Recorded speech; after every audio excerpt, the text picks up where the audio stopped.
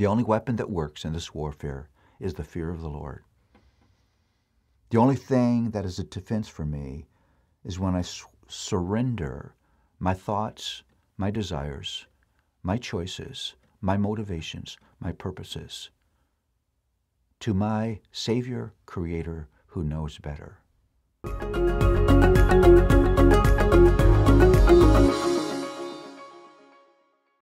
Well, we're looking at principles that set up what the Proverbs are about, and here's the next one. Every proverb exposes a great moral, spiritual war. I can say this for sure. You will simply not understand your life. You will not understand what you face every day. You will not understand how to deal with the things you face every day unless you understand this great moral, spiritual war. This moral war is what makes marriage hard. How could this person that you love so draw such irritation and impatience out of you? It's what makes parenting exhausting and discouraging. I can tell you how many conversations I've had with parents who are just ready to tear their hair out. It's not that they don't love their children, they deeply love their children. But there are things inside of their children that make this hard. It's what makes church life messy, confusing, sometimes hurtful. You know, that place that ought to be a spiritual sanctuary for us often isn't.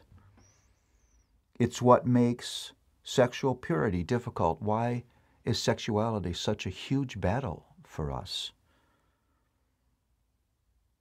It's what makes just reigning in your mind hard. It's what makes financial sanity so hard for so many. You see, the Proverbs presents to us this great moral battle between wisdom, that's God's perfect, righteous, holy way. The Creator who formed this world and who made us in His image knows exactly what is best for us. The battle's between that wisdom and foolishness. That's our self-oriented, selfish, me in the center of the world, my pleasure, what I want, when I want it, where I want it, how I want it, who I want it with way. And every place in life is a war between those two things, a great moral war. It upsets me often the way we talk about spiritual warfare. You hear those terms and people think demons and deliverance and weird things, and actually, spiritual warfare is a very normal thing. It takes place in all the normal places of life. This great moral war lives in the hallways and kitchens and family rooms and vans of everyday life.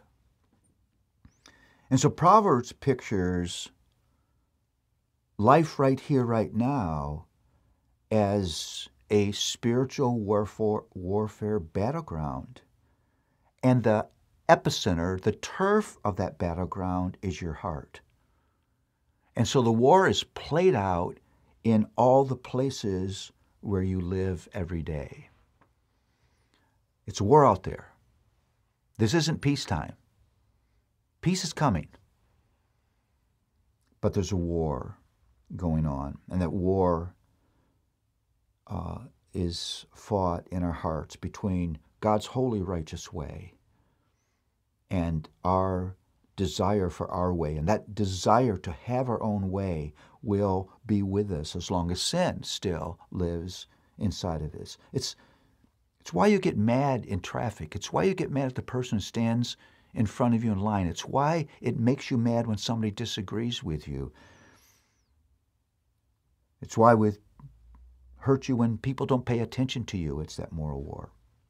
And here's what the proverb presents. The only weapon that works in this warfare is the fear of the Lord. The only thing that is a defense for me is when I surrender my thoughts, my desires, my choices, my motivations, my purposes to my Savior, Creator, who knows better. It's the one place in war where surrender is victory. And when I'm willing to surrender, then I can defend myself in this great moral battle.